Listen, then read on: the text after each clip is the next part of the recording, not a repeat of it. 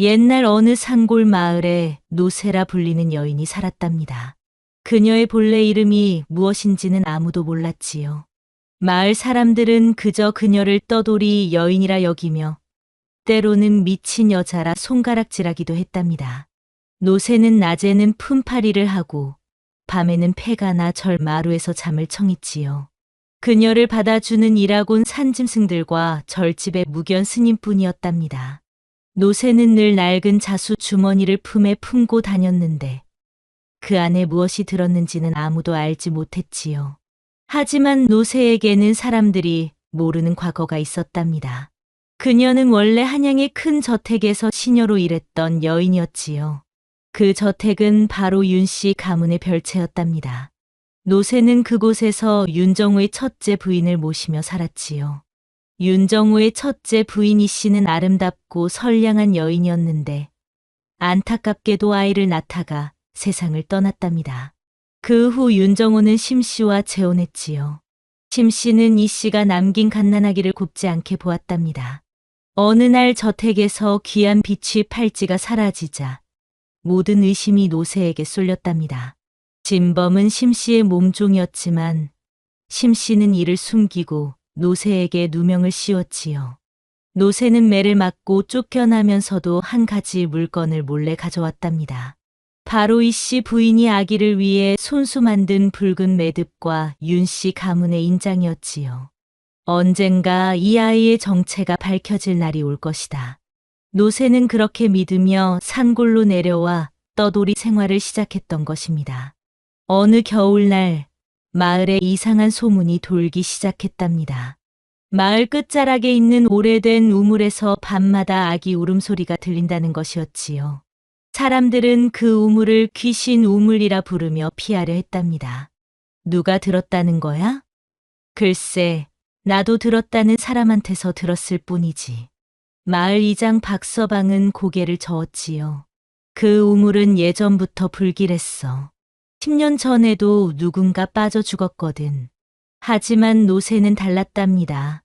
어느 날 우물가에서 버려진 동물 사체를 발견한 그녀는 안쓰러운 마음에 그것들을 정성스럽게 묻어주었지요. 그날 밤 멀리서 들려오는 작고 단속적인 울음소리에 이끌려 그녀는 다시 우물가로 향했답니다. 눈이 내린 새벽이었지요. 달빛 아래 우물 옆에 덮개도 없이 놓인 집바구니 하나가 있었답니다. 그 안에는 붉은 볼의 갓난아기가 움찔거리며 누워 있었지요. 아기는 베넷 저고리만 입고 있었고 한쪽 발목에는 시로라기 같은 붉은 끈이 묶여 있었답니다. 노새는 그 붉은 끈을 보는 순간 가슴이 뛰었지요. 자신이 가지고 있던 매듭과 똑같은 실로 만들어진 것이었습니다. 이 아이가 설마. 노새는 한참을 망설였지요. 이 아이를 품는 순간 나는 또다시 버림받을지도 모른다. 하지만 이 아이는 혹시 그 아이가 아닐까? 하지만 아기의 차가운 몸을 고자 더는 망설일 수 없었답니다. 그녀는 자신의 담요를 벗어 아기를 감싸 안고 돌아섰지요. 그때 우물 근처 숲에서 말발굽 소리가 들렸답니다. 누군가 급히 달려가는 소리였지요. 노새는 아기를 더욱 꼭 안고 몸을 숨겼답니다. 숨어서 지켜보니 검은 옷을 입은 사내가 말에서 내려 우물 주변을 살피고 있었지요. 그는 바구니가 비어있는 것을 확인하고는 안도하는 듯했답니다. 다행히 얼어 죽었겠군. 이제 모든 게 끝났다. 사내는 그렇게 중얼거리며 다시 말을 타고 사라졌답니다. 노새는 그제야 이 아이가 누군가에 의해 의도적으로 버려진 것임을 깨달았지요. 마을 사람들은 노새가 아기를 데리고 오는 모습을 보고 수군거리기 시작했답니다. 우물 귀신이 낳은 아이다. 잡기 품은 여인이 또 무슨 짓을 벌이려나. 마을 부녀자들은 더욱 험하게 말했지요. 그 여자가 데려온 아이라니 분명 재앙이 닥칠 거야. 우리 아이들한테 해라도 끼치면 어쩌지? 특히 이웃집 김씨 안악은 노골적으로 적대감을 드러냈답니다. 아이고, 저런 것을 데려다가 뭐 하려는 거야? 분명 우리 마을에 재앙이 닥칠 거라니까. 심지어 무견 스님조차 걱정스러운 표정으로 말했지요. 이건 하늘의 업보일 수 있소. 신중히 생각해 보시오. 하지만 노새는 이미 마음을 정했답니다. 그녀는 아기에게 도아라는 이름을 지어주었지요. 길에서 건진 아이라는 뜻이었답니다. 도아를 돌보기 위해 노새는 본격적으로 살림을 시작했답니다. 장터에서 버려진 옷감을 모아 기저귀와 아기 옷을 짓고 밤마다 도하의 기침에 뜬 눈으로 지새웠지요. 그녀는 매일 장독대에 밥알을 조금씩 놓으며 속삭였답니다. 살아서 먹어라, 도하야. 너는 분명 특별한 아이다. 어느 날 밤, 도하가 심하게 열을 앓았답니다. 노새는 약초를 구하러 산으로 올라갔지요. 그런데 약초를 캐던 중 낯선 남자가 나타났답니다. 그 아이는 어디서 주워온 거요? 남자의 목소리는 차갑고 날카로웠지요. 노새는 그 목소리에서 우물가에서 들었던 사내의 음성을 떠올렸답니다. 혹시 그때 그 사람인가? 노새는 움찔했지만 대답하지 않았답니다. 말하지 않으면 관아에 신고하겠소. 아이 유괴는 큰 죄요. 버려진 아이를 주워 기르는 게 무슨 죄란 말입니까? 정말 버려진 아이라고 확신하시오? 남자의 말에는 뭔가 의미심장한 뜻이 담겨 있었지요. 노새는 떨리는 목소리로 대답했답니다. 제가 직접 우물가에서 주었습니다. 남자는 의미심장한 미소를 지으며 사라졌답니다. 그날 밤부터 노새는 누군가 자신들을 지켜보고 있다는 느낌을 받았지요. 며칠 후 더욱 이상한 일이 일어났답니다. 마을에 한양에서 온 듯한 상인들이 나타나 사람들에게 물어보기 시작했지요.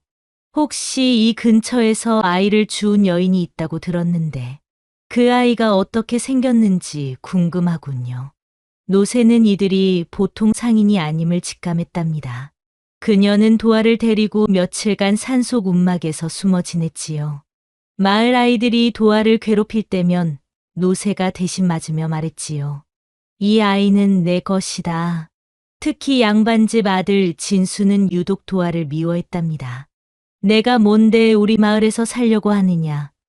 어디서 온 건지도 모르는 주제에 어느 날 진수가 도아를 우물에 빠뜨리려 했을 때 노새가 달려와 진수를 미쳤답니다. 진수는 땅에 넘어지며 울기 시작했지요. 으앙, 거지 여자가 나를 때렸어. 곧 진수의 아버지 진봉수가 화를 내며 찾아왔답니다. 감히 남의 자식을 때렸다고? 죄송합니다. 하지만 제 아이를 해치려 해서. 내 아이? 주워온 것이 무슨 내 아이야? 진봉수는 노새를 몇 대 때리고 갔답니다. 도아는 울면서 노새의 상처를 어루만져 주었지요. 어느 날 마을 수영이 노새를 불러 경고했답니다. 기록 없는 아이는 관아로 보내야 한다. 그럴 수는 없습니다. 이 아이는 제가 기르겠습니다. 그럼 출생 신고를 해야 한다. 누가 낳았고 어디서 태어났는지 말이야. 저희 언니가 낳은 아이입니다. 언니는 아이를 낳다가 돌아가셨어요. 노새는 급하게 거짓말을 지어냈답니다. 그럼 언니의 이름과 출생지를 적어내시오. 도하의 출생지를 묻는 문서가 내려왔고 노새는 큰 결심을 했답니다. 그녀는 이순애라는 실존하지 않는 언니의 이름을 적어 관청에 올렸지요. 도하를 지키기 위한 거짓말이었답니다. 다시 버려지더라도 너만은 품겠다. 그런데 이상한 일이 생겼답니다. 노새가 신고한 출생지를 확인하러 간 관리가 돌아와서는 고개를 갸웃했지요. 그 마을에는 그런 이름의 여인이 살았던 기록이 없소. 기록이 잘못되었을 수도 있지 않습니까? 시골 기록이 다 정확하겠어요? 노새는 식은땀을 흘리며 대답했답니다. 수령은 의심스러운 눈으로 노새를 바라보았지만 더는 추궁하지 않았지요. 하지만 마을에서는 소문이 돌기 시작했답니다. 노새가 거짓말을 한 것 같아. 그 아이 출생이 뭔가 수상해. 세월이 흘러 도아가 말문이 트이기 시작하자 그 아이는 종이와 글자에 남다른 호기심을 보였답니다. 노새는 무견 스님에게 부탁하여 몰래 글을 배우게 했지요. 도화는 책 한 권을 하루 만에 외우는 등 놀라운 기억력을 보였답니다. 무견 스님은 놀라며 말했지요. 이 아이는 범상치 않습니다. 마치 전생의 기억이라도 있는 듯하오. 어떤 뜻인지요? 글자를 처음 보는 것 같지 않아요. 마치 이미 알고 있던 것을 다시 떠올리는 것 같습니다. 노새는 생각했지요. 이 아이는 내 그릇에 담기지 않는 큰 무리로구나. 하지만 마을 양반 아이들은 도화를 조롱했답니다. 거지의 자식이 글을 배운다니 우스워. 내가 뭔데 우리와 함께 글 공부를 하려 하느냐. 어느 날 양반집 아들 진수가 도화를 밀쳐 넘어뜨렸답니다.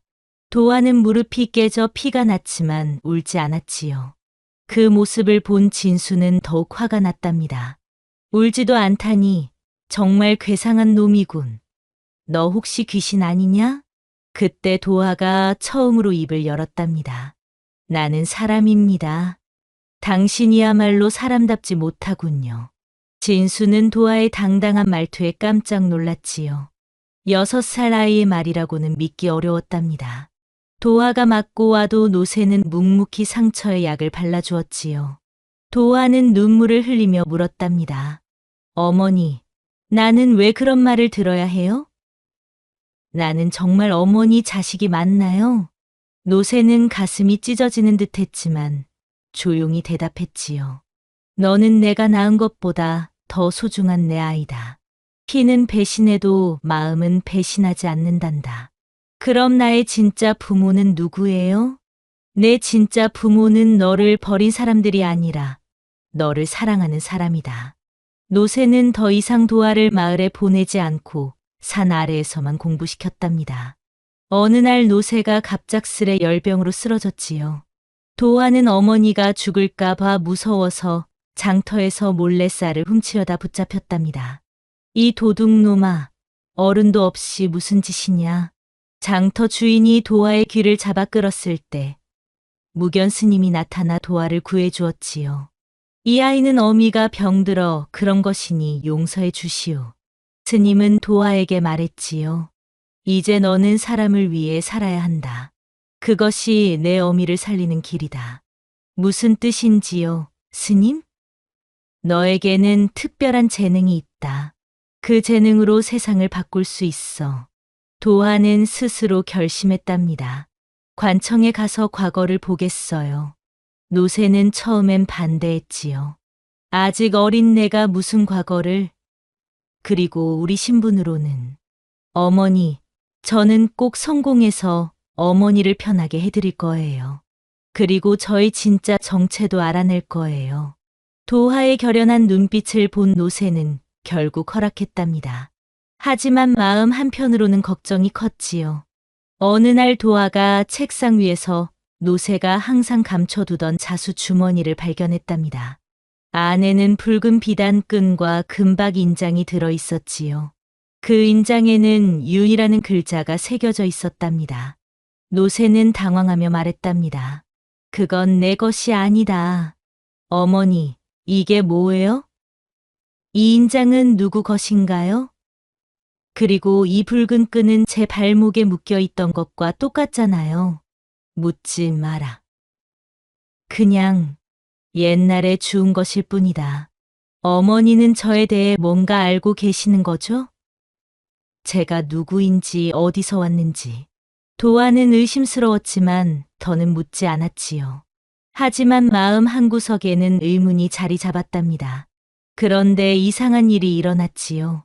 장터에 낯선 중년 사내가 나타나 도화의 얼굴을 보며 놀라더니 몰래 노새를 관찰했답니다. 그 사내의 이름은 유칠, 윤씨 가문의 종이었지요. 그는 과거 윤정우의 첫째 부인이 씨를 보필했던 인물로 도화의 얼굴에서 옛 기억을 떠올렸답니다. 유칠은 혼자 중얼거렸지요. 저 얼굴, 이씨 부인과 도련님을 쏙 빼닮았군. 하지만 그럴 리 없어. 분명 죽었다고 했는데. 아니다. 혹시. 며칠 동안 유칠은 계속 장터에 나타나 도화와 노새를 지켜보았답니다. 그는 도화의 행동거지와 말투까지 유심히 관찰했지요. 틀림없다. 저 아이는 분명. 그리고 확신을 갖게 되자 곧장 한양으로 올라가 윤 씨 가문의 일을 보고 있지요. 도련님, 혹시 그 아이가 살아있을지도 모릅니다. 윤 씨가의 주인 윤정호는 깜짝 놀랐답니다. 그럴 리 없다. 그 아이는 분명 죽었어. 하지만 얼굴이 똑같습니다. 그리고 그 여인, 노세라고 부르는 여인은 예전에 저희 집에서 일했던 시녀입니다. 뭐라고? 노세가? 윤정호는 깊은 생각에 잠겼지요. 10여 년 전 자신의 부인 심 씨가 낳은 아이를 둘러싼 그 끔찍한 음모를 떠올렸답니다. 만약 정말이라면 심 씨가 한 일이 드러날 수도 있어. 한편 도화는 무견 스님과 함께 더 깊은 공부를 시작했답니다. 스님은 도화에게 단순한 글자뿐만 아니라 경전과 역사, 정치에 대해서도 가르쳤지요. 도화야, 너는 언젠가 큰 일을 할 아이다. 하지만 그 전에 내 자신이 누구인지 알아야 해. 저는 그냥 노세 어머니의 아들 도화입니다. 그게 전부가 아닐 거야. 내 안에는 다른 피가 흐르고 있어. 스님의 말에 도화는 더욱 혼란스러워했답니다. 드디어 도화가 지역 소과에 응시할 날이 되었답니다. 마을 사람들은 비웃었지요. 거지 자식이 무슨 과거를 그리나 알겠어? 하지만 도화는 당당히 시험장에 들어갔답니다. 시험 문제는 어려웠지만 도화에게는 쉬웠지요. 그는 붓을 들고 막힘없이 답안을 작성했답니다.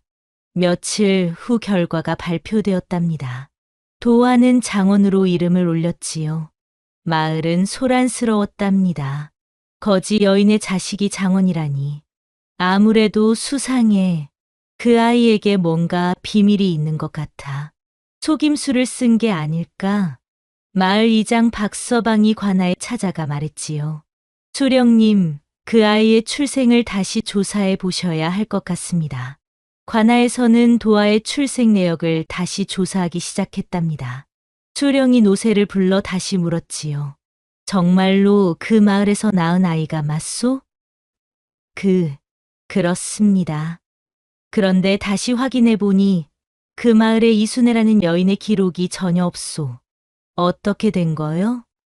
노새는 출생기록 위조 사실을 감추려 했지만 도화가 그것을 눈치챘지요. 어머니, 뭔가 숨기고 계신 거죠? 아니다. 아무것도 숨기는 것 없다. 그럼 왜 그렇게 불안해하세요? 그리고 제 진짜 부모는 누구예요? 도화는 더 이상 참을 수 없었답니다. 그는 진실을 확인하러 홀로 한양으로 떠나기로 결심했지요. 어머니, 저는 한양에 가서 제 정체를 알아보겠어요. 안 된다. 한양은 위험한 곳이야. 어머니께서 말씀해 주시지 않으면 제가 직접 찾을 수밖에 없어요. 이별하는 날 밤, 노새는 도화의 손을 꼭 잡으며 말했지요. 무슨 일이 있어도 내가 내 아들이라는 건 변하지 않는다. 하지만 내 진짜 정체를 알게 되면 나를 버릴지도 모르겠구나. 그런 말씀 마세요. 저에게는 어머니가 전부예요. 한양에 도착한 도화는 하숙집을 구하고 서점에서 심부름꾼으로 일하기 시작했답니다. 그곳에서 그는 많은 책을 읽으며 세상 공부를 했지요. 하지만 한양 생활이 순탄하지만은 않았답니다. 어느 날 밤, 도화가 하숙집으로 돌아가는 길에 검은 옷을 입은 사내들이 나타났지요. 너가 그 시골에서 올라온 놈이지? 저를 찾으시는 이유가 뭔지요? 묻지 말고 조용히 따라와라. 도화는 직감적으로 위험을 느끼고 골목길로 도망쳤답니다. 사내들이 뒤쫓아왔지만 도화는 어릴 적 산골에서 뛰어다니며 길은 민첩함으로 간신히 벗어날 수 있었지요. 놓쳤군. 다음에는 더 조심해야겠어.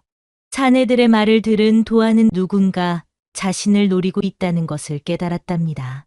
며칠 후 서점에서 일하던 중 또 다른 위기가 닥쳤지요. 한 관리가 들어와 도화의 신분을 조사하기 시작했답니다. 이 아이의 출생 서류를 보여주시오. 서점 주인 김노인이 당황하며 대답했지요. 저 저희는 그저 심부름꾼으로 쓸 뿐입니다. 시골에서 올라온 아이라고 들었는데 정확한 출신지가 어디요? 도하는 식은땀을 흘리며 준비해둔 거짓말을 했답니다. 저는 경상도 안동 근처 작은 마을에서 왔습니다. 안동? 그럼 사투리를 써보시오. 도하는 당황했지요. 자신은 안동 사투리를 전혀 모르거든요. 그때 김노인이 나서서 도왔답니다. 이 아이는 어려서부터 절에서 자라서 사투리를 잘 못 씁니다. 관리는 의심스러운 눈초리로 바라보았지만 더는 추궁하지 않고 떠났지요. 어느 날 서점에서 윤 씨가의 서자 윤담과 우연히 만났답니다. 윤담은 도하의 글솜씨와 인물됨을 보고 감탄했지요. 당신의 글솜씨가 보통이 아니군요. 어디서 배우셨소? 시골 절에서 스님께 배웠습니다. 처음에는 단순한 만남이었지만 며칠이 지나자 윤담이 자주 서점을 찾아오기 시작했답니다. 둘은 함께 책을 읽고 토론하며 가까워졌지요. 도하, 당신과 이야기하면 마치 오랜 친구를 만난 것 같소. 저도 그렇습니다. 윤담님과는 마음이 통하는 것 같아요. 하지만 도하는 윤담이 자신을 유심히 관찰한다는 것을 눈치챘답니다. 특히 자신의 손짓, 말투, 심지어 웃는 모습까지 자세히 보고 있었지요. 혹시 제가 뭔가 이상한가요? 아니요. 그냥 어디선가 본 것 같은 느낌이 들어서요. 어느 날 윤담이 갑자기 심각한 표정으로 말했습니다. 도하, 솔직히 말해주시오. 당신의 진짜 출신이 어디입니까? 무슨 말씀인지. 당신의 행동거지, 말투, 심지어 글씨체까지. 모든 것이 양반과 자제의 것입니다. 분명 평범한 출신이 아닐 텐데요. 도하는 당황했지만 계속 부인했답니다. 저는 정말 시골 출신입니다. 그런데 그날 밤 무서운 일이 일어났지요. 하숙집 방에서 잠들어 있던 도하는 창문 너머 들어오는 인기척에 잠이 깼답니다. 검은 복면을 쓴 자객이 칼을 들고 다가오고 있었지요. 도하는 재빨리 몸을 굴려 칼을 피했답니다. 누구시오? 왜 저를 해치려 하는 거요? 자객은 말없이 다시 칼을 휘둘렀지요. 도하는 벼루를 집어 던지며 소리쳤답니다. 살인이야, 도와주세요. 하숙집 주인과 다른 투숙객들이 뛰어들어오자 자객은 창문으로 도망쳤답니다. 하지만 가기 전에 한마디 남겼지요. 다음에는 피하지 못할 것이다. 이 사건 후 도하는 더욱 조심스럽게 행동했답니다. 그리고 윤담에게 조심스럽게 물어보았지요. 윤담님, 혹시 제가 누군가에게 위험한 존재인가요? 윤담은 놀란 표정을 지었답니다. 무슨 일이 있었소? 도하는 자객 습격 사건을 털어놓았지요. 윤담은 심각한 표정이 되었답니다.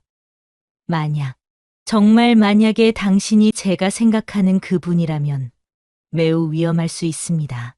그분이라는 게 누구를 말하는 건가요? 윤담은 한참을 망설이다가 말했습니다. 제게는 이복형이 있었습니다. 하지만 태어나자마자 죽었다고 알고 있어요. 그런데 당신을 보면 설마 제가? 아직 확신할 수는 없지만 만약 그렇다면 당신을 제거하려는 사람들이 있을 겁니다. 그 말을 듣고 도하는 더욱 혼란스러워졌답니다. 자신이 정말 윤 씨가의 핏줄이라면 왜 누군가 자신을 죽이려 하는 걸까요? 며칠 후 더욱 위험한 일이 일어났답니다. 서점에서 일하던 중 윤 씨가의 신복으로 보이는 사내가 나타났지요. 김서방, 그 아이를 잠깐 빌려주시오. 무슨 일로 그러시는지요? 우리 도련님이 책을 좀 배달시키라고 하셨소. 도하는 불안했지만 거절할 수 없었답니다. 사내를 따라 나선 도하는 인적이 드문 골목으로 끌려갔지요. 여기는 어디인가요? 배달할 곳이 많나요? 조용히 하고 따라와라. 그때 갑자기 여러 명의 사내들이 나타나 도하를 에워쌌답니다. 이제 끝이다. 조용히 사라져라. 위기의 순간 윤담이 나타났답니다. 그만두시오. 그 아이에게 손대지 마시오. 도련님, 어떻게 여기에? 내가 뒤를 밟아왔소. 어서 물러나시오. 윤담의 등장으로 도하는 간신히 목숨을 건졌답니다. 그날 밤 윤담이 도하에게 모든 것을 털어놓았지요. 당신이 누구인지 이제 확실해졌습니다. 그리고 누가 당신을 노리는지도요. 도대체 무슨 일인가요? 당신은 제 이복형입니다. 그리고 제 어머니가 당신을 죽이려 하고 있어요. 당신의 글솜씨가 보통이 아니군요. 어디서 배우셨소? 시골절에서 스님께 배웠습니다. 혹시 집안이 어디신지 물어도 될까요? 도하는 망설이다 답했답니다.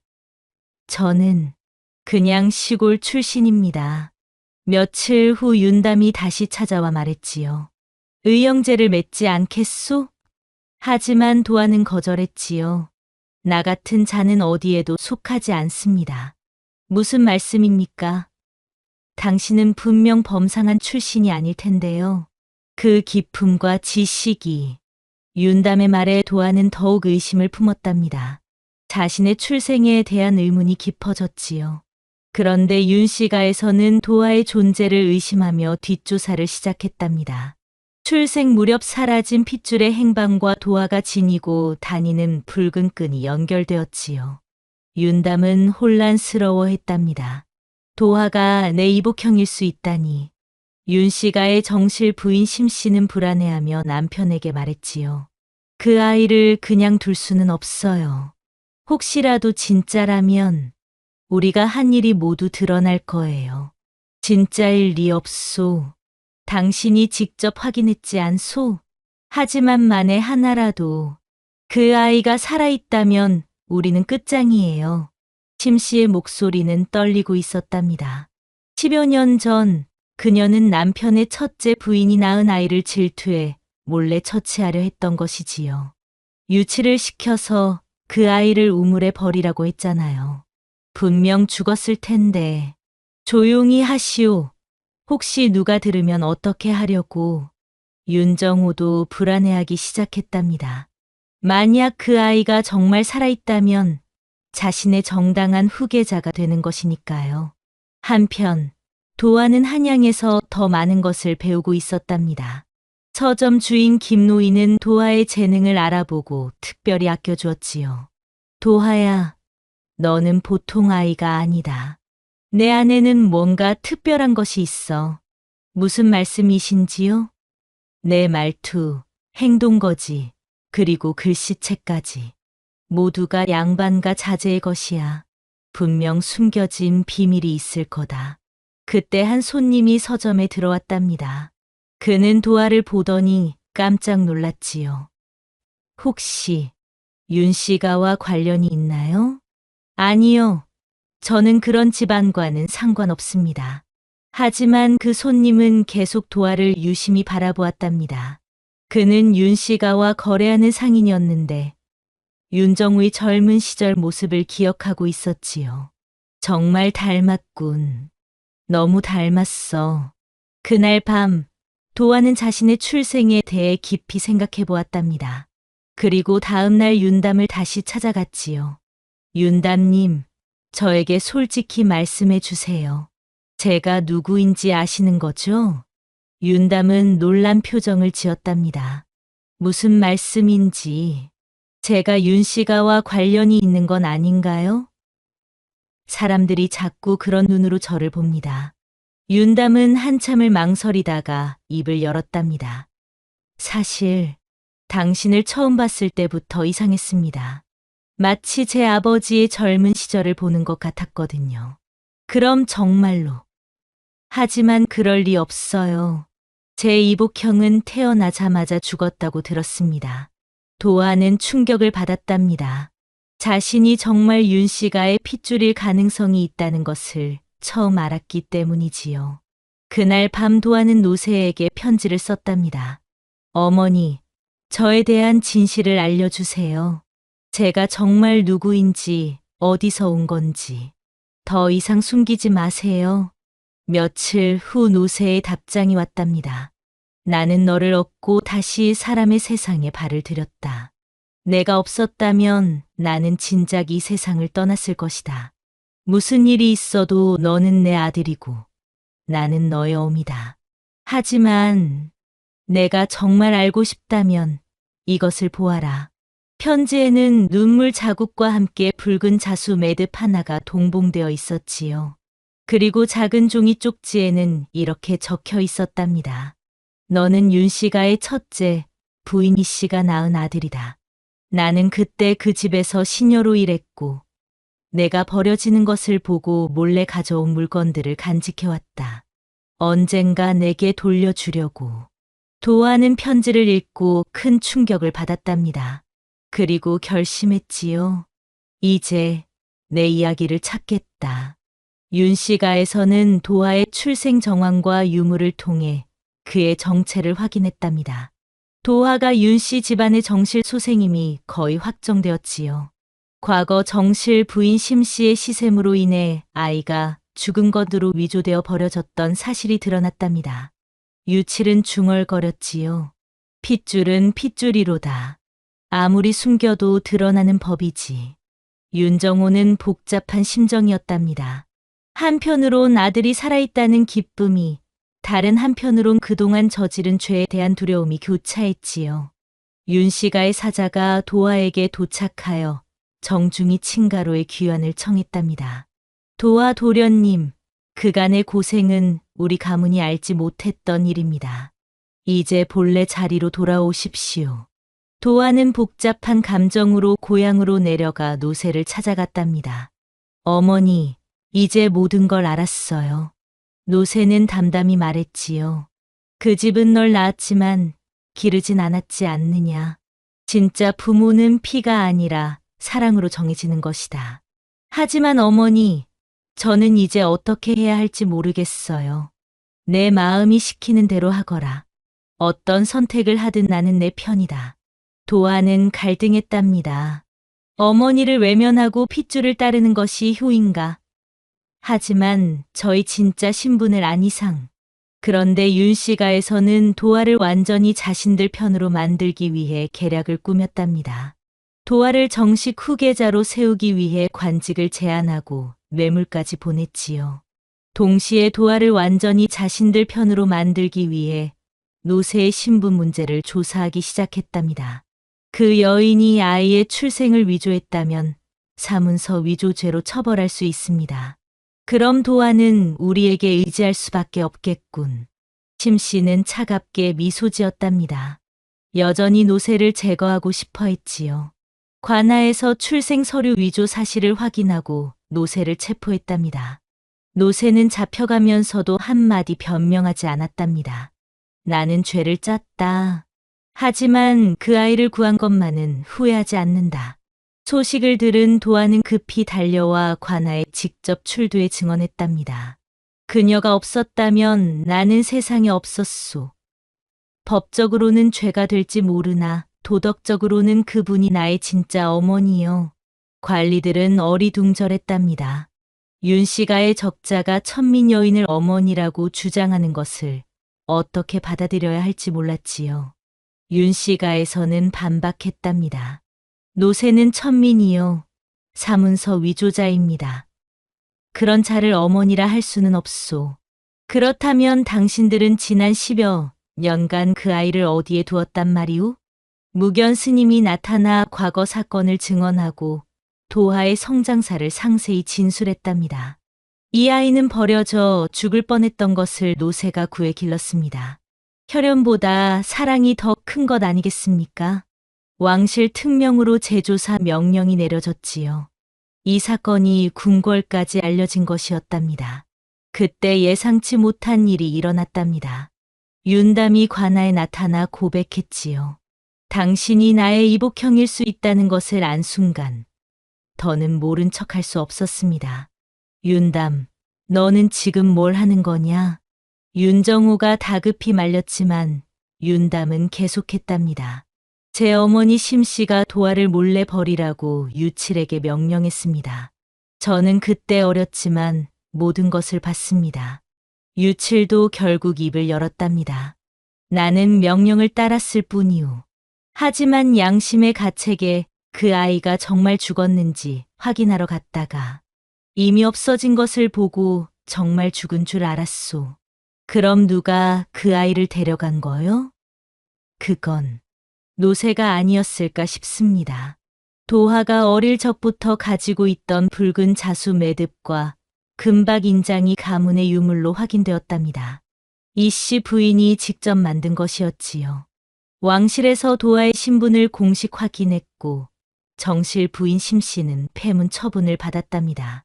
하지만 문제는 아직 끝나지 않았지요. 윤 씨가에서 도화를 후계자로 맡겠다고 했지만 도화는 조건을 내걸었답니다. 내 어머니 노새가 공인되지 않는다면 이 자리는 받을 수 없습니다. 무슨 말씀입니까? 이제 진짜 신분을 찾았는데 제게는 저를 기른 어머니가 더 소중합니다. 조정 내에서도 의견이 분열되었답니다. 일부는 천인을 어미로 삼는 건 국법 위반이라 주장했지요. 적자가 천민을 어머니라 하면 질서가 무너집니다. 하지만 그 여인이 아니었다면 그 아이는 진작 죽었을 것입니다. 논란이 커지자 왕이 직접 중재에 나섰답니다. 이 사건을 조정해서 직접 다루겠다. 왕 앞에서 도화는 당당히 말했습니다. 전하, 저를 낳은 것은 이 씨 부인이지만 저를 사람으로 기른 것은 노새입니다. 어느 쪽이 진짜 어머니인지는 전하께서 판단해 주십시오. 왕이 말했지요.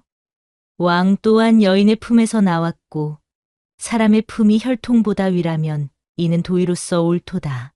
노새는 조용히 떠나려 했지만 도화는 공식 후견인으로 어머니를 올렸답니다. 도화가 조정 앞에서 말했지요.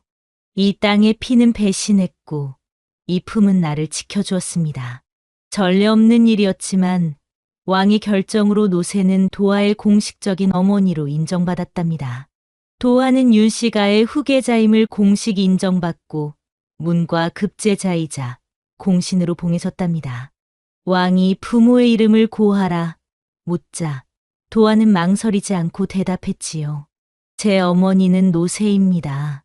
정의의 근본이 어진 마음에 있도다. 왕의 칭찬이었답니다. 하지만 노새는 도화가 벼슬에 오른 후 조용히 한 지방 마을로 거처를 옮겼지요. 아무에게도 알리지 않고 말없이 사라졌답니다. 무견 스님이 도화에게 한마디만 전했지요. 그 아이는 더는 내 품 안에 있을 아이가 아니니라. 이제 세상이 그 아이의 품이다. 도화는 노새의 거처를 찾으려 조정의 힘까지 빌렸지만 어디에도 없었답니다. 몇 달 후 지방 순무 중 한 초가집 옆 장독대에서 노새의 흔적을 발견했지요. 장독대 위에는 붉은 매듭 하나와 손수 바느질한 옷 한 벌이 놓여 있었고 마당에는 작은 동백나무 한 그루가 자라고 있었답니다. 그곳 마을 사람들이 말했지요. 며칠 전까지 조용한 할머니 한 분이 사셨는데 어느 날 갑자기 사라지셨어요. 우리들에게 많은 도움을 주셨는데 도화는 가슴이 미어졌지만 노새의 뜻을 이해했답니다. 이제 자신이 걸어갈 길이 다르다는 것을 아신 거였지요.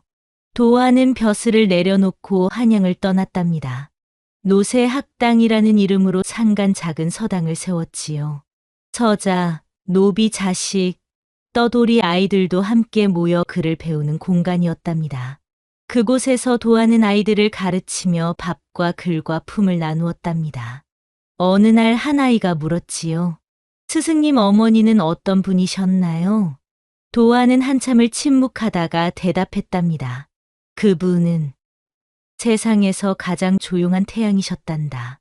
아무것도 바라지 않고 모든 것을 주시는 분이셨어. 밖에는 비가 내리고 벼루 송먹이 천천히 번졌지요. 마을 어기 오래된 우물 옆에 작은 비석 하나가 세워졌답니다. 노새라는 이름은 없고 단 한 문장만 새겨져 있었지요. 한 사람의 품은 천 가문의 피를 이긴다. 아이들이 그 비석 앞에서 절을 올리고 꽃을 놓고 갔답니다. 수년 후 한 아이가 떠돌다 우물가에서 갓난아기를 발견했지요. 아이는 아이를 안고 서당으로 향했답니다. 도화는 그것을 보고 조용히 고개를 끄덕이며 중얼거렸지요. 다시 시작이구나. 우물가에는 바람에 흔들리는 들꽃 하나가 피어 있었고 그 가지에 걸린 붉은 실매듭이 바람에 흔들리고 있었답니다. 버려졌으나 잊히지 않은 이가 있었기에 길 위의 사랑은 끝나지 않았답니다. 훗날 사람들은 도화를 품의 성인이라 불렀고 노새학당은 조선 최초의 신분을 묻지 않는 교육기관으로 기록되었습니다. 노새가 심은 동백나무는 매년 붉은 꽃을 피워 지나가는 이들에게 따뜻함을 전했다고 전해집니다. 그리고 그 마을에는 지금도 버려진 아이들을 거두어 기르는 전통이 이어지고 있다고 합니다.